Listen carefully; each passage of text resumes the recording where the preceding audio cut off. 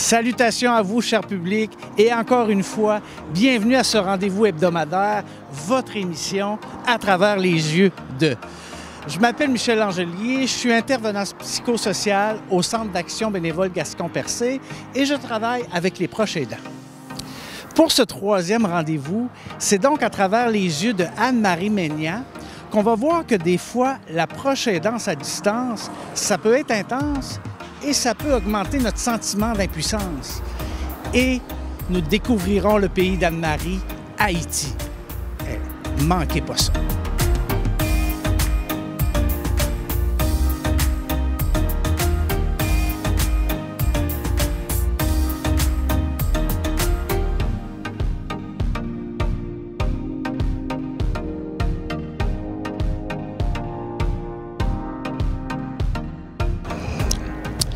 Quand j'ai commencé à intervenir avec les proches aidants, j'ai constaté assez vite qu'il y avait plusieurs facettes, qu'il y avait plusieurs formes de proche aidance.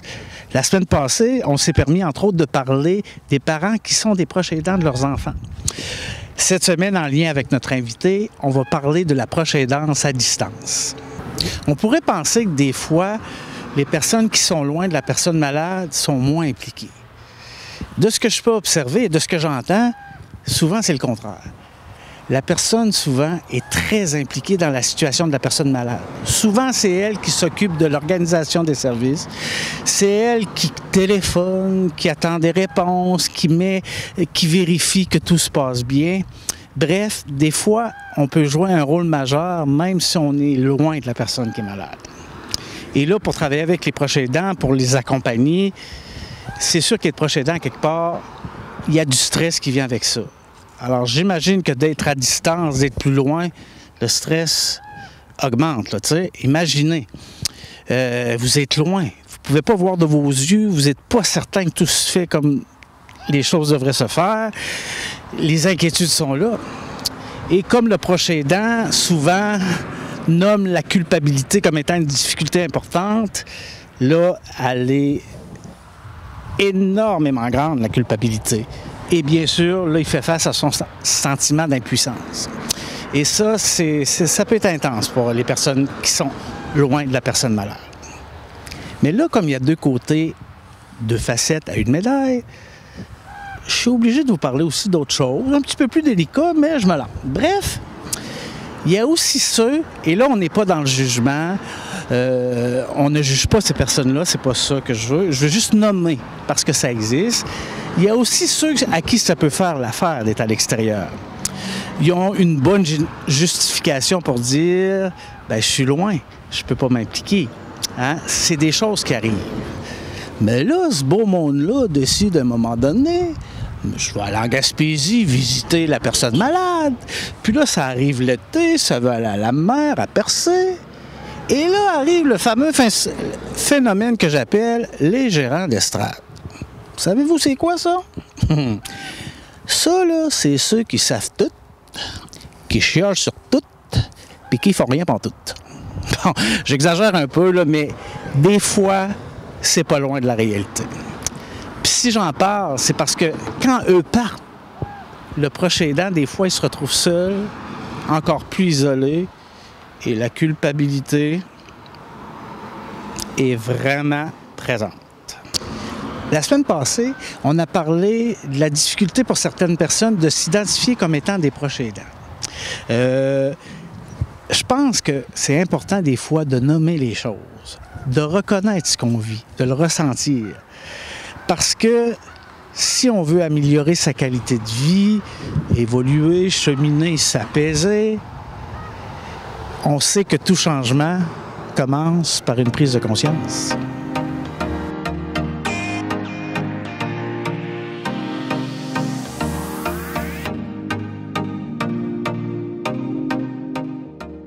Bonjour Anne-Marie et merci d'avoir accepté notre invitation. Je suis vraiment content et je le vois comme un grand privilège. Merci Michel, merci de m'avoir invité, ça me fait plaisir. Tu sais, en présentation, j'ai nommé que ton pays, c'est Haïti. Donc, avant d'arriver ici, tu as passé une bonne partie de ta vie dans ce beau pays. Oui, je suis née en Haïti, je suis la cadette d'une famille de 5 enfants. Donc, ma mère m'a eu dans les quarantaines. Je suis le bébé de la famille. Donc, mes frères et sœurs sont plus âgés que moi beaucoup. L'aîné a environ 16 ans, puis ma sœur, que je viens après, environ 8 ans. Donc, je suis le bébé de la famille. Mon père est décédé quand j'avais 2 ans. Donc, je n'ai pas vraiment connu mon père. Il est décédé j'étais très jeune. C'était un homme fort, travaillant. C'était un charpentier de profession qui travaillait fort pour subvenir aux besoins de la famille. Ma mère, elle, a été femme plus au foyer qui s'occupait des 5 enfants. Donc, au décès de mon père, c'est ma mère qui a pris la relève, qui a dû jouer le rôle de père et de mère pour les 5 enfants. Imaginez, en Haïti, c'est difficile déjà avec 2, puis avec un seul parent, c'est encore plus difficile. Donc, on est dans une famille très modeste. Donc, ma mère n'avait pas de profession, de métier en tant que tel. Donc, il a fallu qu'elle se débrouille vraiment pour s'occuper de sa famille. Elle allait vendre des fruits et légumes au marché. Des fois, elle partait en campagne pour aller chercher des fruits frais, des légumes pour amener dans le marché du coin. Donc, on n'a pas été gâtés avec des bébelles, des jouets. Du matériel. Du matériel, oui, mais on était quand même une famille heureuse. Pour vous donner un exemple simple, à Noël, on ne recevait pas des cadeaux, des jouets pour s'amuser, nous amuser avec les jeunes du quartier. Ben moi, pour pouvoir profiter des jouets, des poupées des enfants, parce que moi, j'en avais pas. Donc, j'ai dû jouer avec les poupées des autres en jouant au docteur, en faisant le docteur. Moi, j'étais la pédiatre. Puis, mes amis venaient avec leurs poupées, faisaient la file pour venir voir le médecin. Donc, je prenais un casque de Rockman, un écouteur de mon grand frère, puis je sculptais les poupées des autres. Elles étaient toutes en file, puis je touchais à toutes les sortes de poupées, des grands puis des petits. Donc, tu sais, j'étais créative, imaginative. Donc, c'était ça, mon enfance. On n'avait pas grand-chose au niveau financier, mais on était heureux. Il y avait beaucoup d'entraide, beaucoup d'amour dans la famille. Les plus vieux s'occupaient des plus jeunes. Au niveau éducatif aussi, beaucoup d'entraide dans la famille. Mais ta mère a joué un rôle marquant, je pense, dans ta vie, dans ta personnalité et ce que tu es devenue aujourd'hui. Oui. Définitivement. Peux-tu nous en parler un peu? Parce que... Définitivement. Ma mère, elle en a vécu, elle en a bavé dans sa vie aussi. J'ai dit qu'on était une famille de 5 enfants, mais ma mère a eu un premier enfant très jeune. Dans la fin vingtaine, elle l'a perdu. Sa fille avait environ 12 ans. Elle s'appelait Ketli. Donc, elle avait un problème de malformation cardiaque. Donc, elle est décédée à l'âge de 12 ans. Donc, c'était une première épreuve dans sa vie. Par la suite, elle a perdu son mari, donc, qui est décédé jeune aussi d'un problème cardiaque. Donc, elle a dû aussi, avec plein d'épreuves, puis ramasser ces 5 enfants-là, puis subvenir à leurs besoins. Puis par la suite, j'ai eu un autre décès dans la famille. Un de mes frères est décédé vers l'âge de 30 ans. Donc, c'est beaucoup d'épreuves dans la vie, mais c'était une femme forte. Ma mère, elle pleurait pas beaucoup. Elle pleurait, puis après ça, elle ramassait son courage, elle était résiliente, puis elle fonçait. Donc, on ne restait pas pleurer longtemps. C'est sûr qu'il faut pleurer nos morts, mais après ça, il faut se reprendre assez vite pour foncer dans la vie, c'est important. Puis elle insistait, si je peux permettre, que pas parce que vous avez moins de sous, que vous n'êtes pas des personnes dignes, fières, et que vous avez surtout pas... Vous avez le droit d'espérer le meilleur pour vous. Oui. Elle nous disait tout le temps qu'on peut avoir tous les rêves qu'on veut dans la vie, mais il faut se mettre les moyens pour les atteindre. Il faut foncer, il faut travailler fort pour atteindre nos buts. Donc, l'école, pour ma mère, l'éducation, c'était très, très important. Donc, des fois, je me rappelle, on était malade. Si on n'a pas une fièvre de quasiment 40 degrés, on reste à la maison. Sinon, ma mère nous pose sur son dos pour nous amener à l'école. C'était très important, l'école, pour ma mère. Puis, quand on rentre de l'école, il fallait étudier. On couchait tôt. Puis on se levait tôt. 5 heures du matin, ma mère nous relevait pour réviser nos leçons avant d'aller à l'école. Donc pour elle, c'était très, très important l'éducation parce qu'elle, ce qu'elle a vécu après le décès de mon père, toute seule, sans profession, de subvenir aux besoins, tous les sacrifices qu'elle a dû faire. Donc elle s'était dit, pour mes enfants, je veux le meilleur. Je veux que mes enfants aient une profession, un métier qui leur permette de vivre bien, décemment, qu'ils soient autonomes financièrement plus vieux, pour pas que ce qu'elle a vécu dans la vie, nous autres, on le vive aussi plus vieux. Ouais. J'ai eu la chance de visiter Haïti 3 fois, et comme j'entends encore le bruit, je sens les senteurs. Et de ce que j'ai vu, Puis on m'a informé que la communauté joue un rôle un peu, vient supporter, tout le monde s'aide. Bien, s'il y a du manger pour 3, il y en a pour 10 dans votre cas, là. Quasiment. Ben, ma mère était de même aussi. Là. On n'avait pas grand-chose, mais quand elle faisait à manger, c'était pour tout le quartier. Tout le monde voulait manger chez ma mère. Et des fois, je peux te dire, des fois, elle avait son plat là, en bouche, là, elle avait son plat sur la table, puis il y avait quelqu'un qui arrivait, elle va séparer ce qu'elle était en train de manger pour partager avec l'autre. Donc, c'était beaucoup d'entraide, de partage pour ma mère. Quand elle faisait à manger, tout le quartier, là, tous ceux qui étaient... Tout le monde était bienvenu, exactement. La table était pour tout le monde. Donc, elle faisait beaucoup de partage, même des linges. Des fois, quand on devient plus vieux, elle va partager des linges à d'autres familles qui sont aussi dans le besoin. Puis aussi, la communauté est très serrée aussi. Si ma mère sortait pour aller faire quelque chose, puis la voisine, le voisin était là pour surveiller un petit coup d'œil. OK, pas de problème. Si tu fais quelque chose, une connerie, il va te tirer les oreilles. Non, non, non. Tiens, il va te mettre à sa place. C'est comme ça. C'est comme une grande famille, le quartier. Puis aussi, qu'on n'avait pas beaucoup de sous, il y a aussi la communauté de l'Église qui nous avait aidé beaucoup à l'Église Saint-Antoine de Padoue. Mon Dieu, c'est Saint-Antoine de Padoue. On me dit de lui demander de l'aide quand je cherche quelque chose. Oui. Ça vient-tu de quelque part? Je ne sais pas. C'est Saint-Antoine de Padoue qui était notre église du quartier. C'était pas juste une église, c'était un refuge aussi pour nous. Okay. C'est pour ça que j'ai choisi de venir quand même dans une église. Ça me fait revivre beaucoup de beaux souvenirs. Parce que l'église, étant donné qu'on est venu d'une famille modeste, l'église était pour nous un refuge. Donc, on n'allait pas nécessairement non seulement prier, mais aussi on avait de l'aide à l'église aussi. Ma grande sœur, je me rappelle, faisait partie de la chorale de l'église. Puis dans l'église, il y avait aussi d'autres aspects pour les plus jeunes. Donc moi, j'étais dans la pépinière de l'église. Là, on a appris à étudier la Bible. On apprenait à cuisiner aussi. Il y avait des ateliers culinaires. Il y avait des spectacles de théâtre. On apprenait à jouer au théâtre. On apprenait à danser.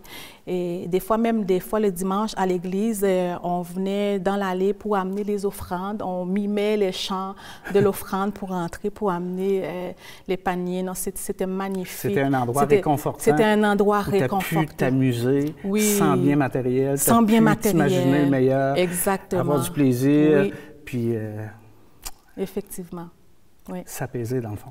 Oui, vraiment. Donc, c'est ça, la communauté haïtienne est très soudée.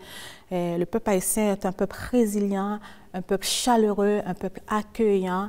Et c'est vraiment un beau peuple avec beaucoup de valeurs, malgré tout.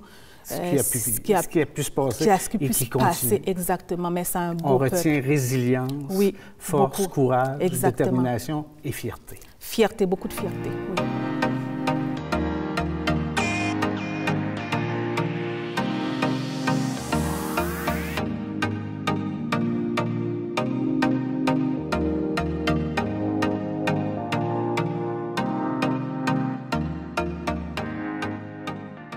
Là, aujourd'hui, on est à Pas-Beau, au bord de la mer. Oui, magnifique. T'aimes beaucoup la mer, hein? Oui, beaucoup. Elle est plus chaude, par exemple, en Haïti.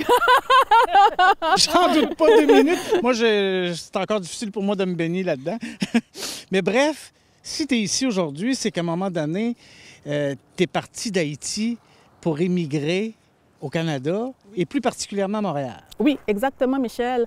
En fait, c'est ça. Après mes études universitaires en Haïti, j'ai immigré. La vie a fait en sorte que j'immigre au Canada, plus précisément au Québec, à Montréal. J'ai fait des études encore à Montréal, puis par la suite, j'ai travaillé, puis j'ai déménagé à Laval. J'ai eu 2 enfants, 2 beaux enfants, okay. Mais mes garçons ont des besoins différents. Donc, ils ont besoin de services au niveau des CLSC et tout ça. Donc, les listes d'attente sont souvent très longues en ville. Donc, ça fait en sorte que nos journées étaient difficiles aussi en tant que mère monoparentale. Mes enfants, mon plus vieux allait à l'école, puis le petit allait en garderie.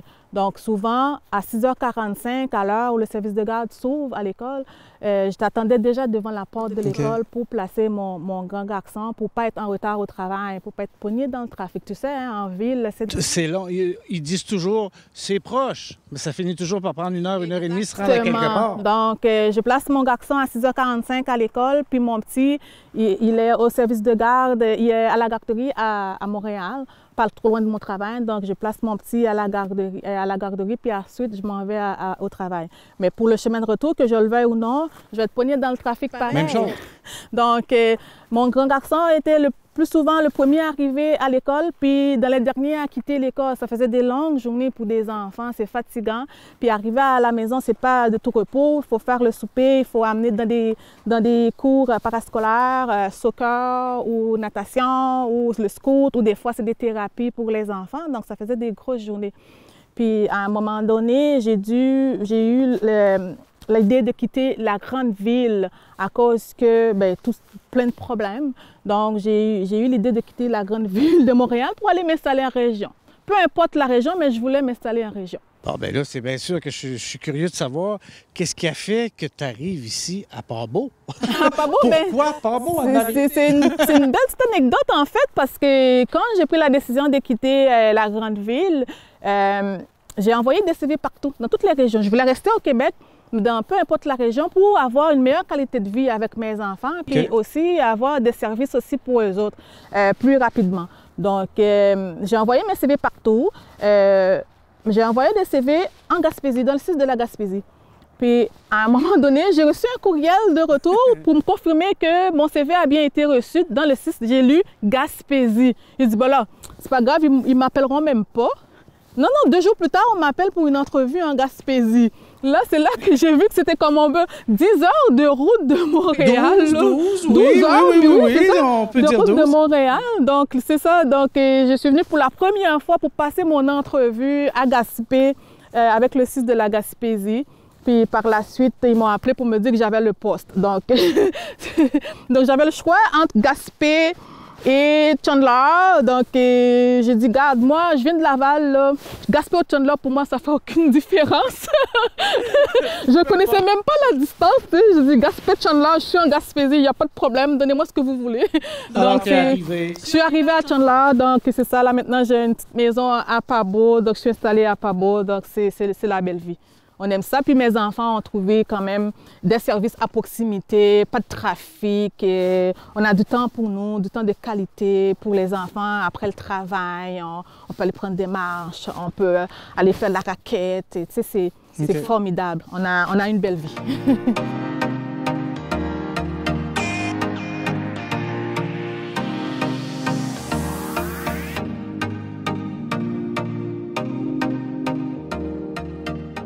Anne-Marie, on parlait tantôt que tu as déménagé en Gaspésie pour être plus présente pour tes enfants qui ont des besoins différents. Est-ce que tu es à l'aise si j'utilise le terme que tu es une maman qui est proche aidante? Oui, effectivement, Michel, je suis une maman proche aidante aussi parce qu'en plus de faire les tâches d'une maman, la corvée d'une maman, je suis aussi disponible, disposée et pour les besoins de mes enfants. Qui suit des thérapies, tout ça. Oui, je suis pas mal. Donc, c'est une surcharge. C'est une surcharge de travail. C'est plus de travail. Oui, plus de travail que juste une mère typique, là. Ouais, l'ouvrage typique d'une maman.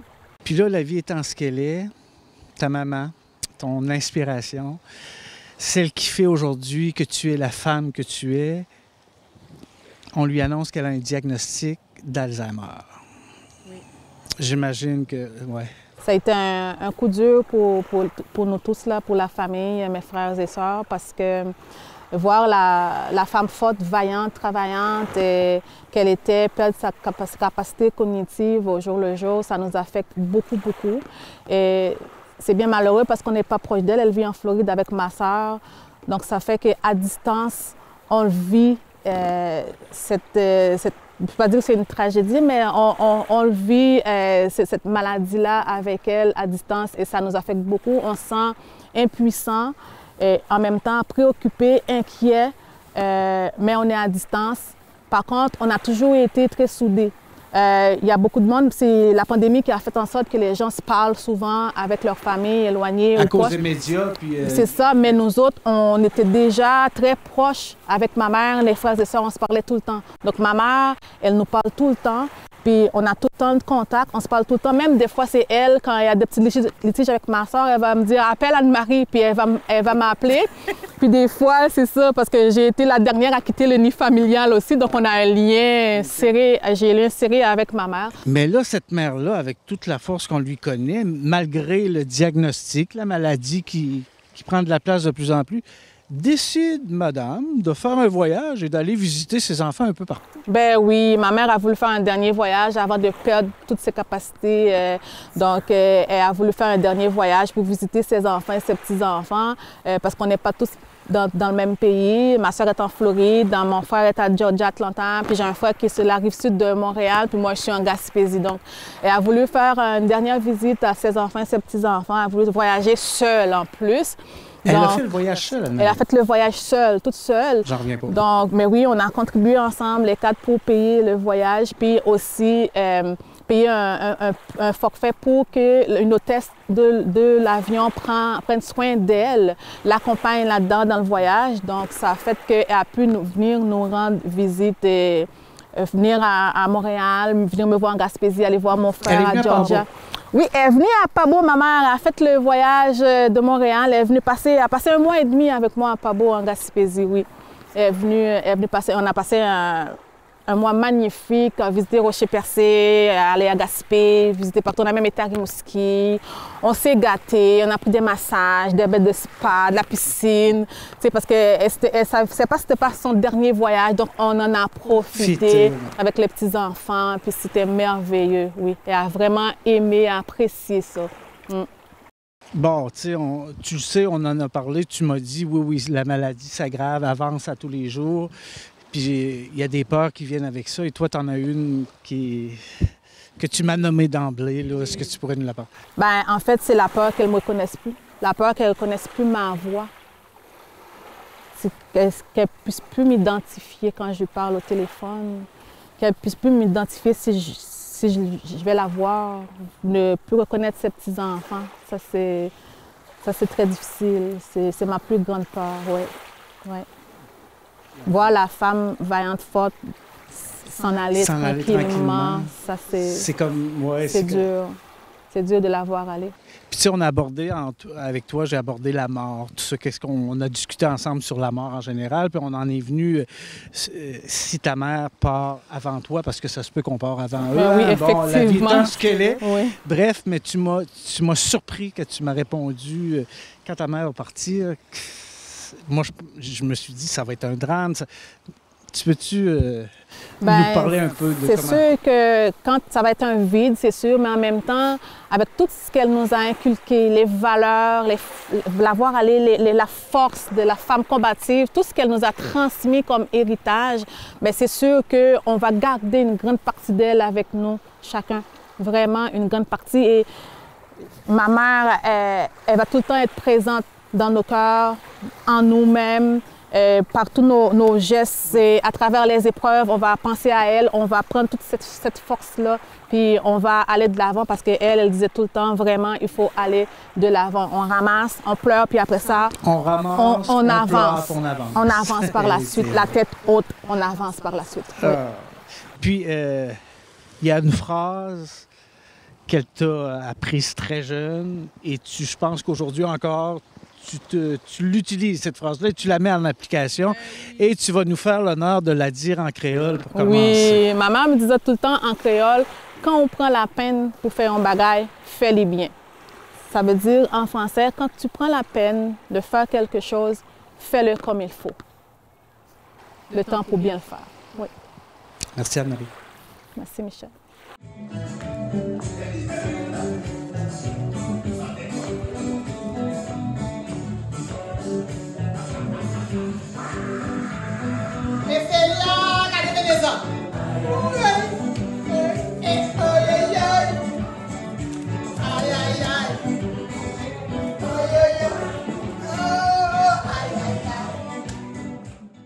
C'est ce qui met fin à cette émission. qui, ma foi, a été toute sauf banale. Merci à Anne-Marie pour sa belle générosité et je suis à peu près certain que le mot « dignité » aura une résonance différente dans l'oreille de certains. La semaine prochaine, c'est donc à travers les yeux d'Amélie Blais, une jeune propriétaire de 3 ressources en hébergement, avec qui, justement, on va voir c'est quoi les options qui s'offrent aux aînés lorsqu'ils doivent quitter leur domicile. On va voir comment se passe la vie dans une ressource. Et bien sûr que je suis curieux de savoir qu'est-ce qui fait qu'une personne décide de s'embarquer dans un tel projet avec son lot de défis quotidiens. Vous pouvez donc nous suivre sur les ondes de TV-CGR les mercredis, exceptionnellement à 20h30 la semaine prochaine, et par la suite sur les plateformes Facebook, Twitter, YouTube, ainsi que sur les ondes de Télévague. Soyons fiers, soyons dignes, et à la semaine prochaine.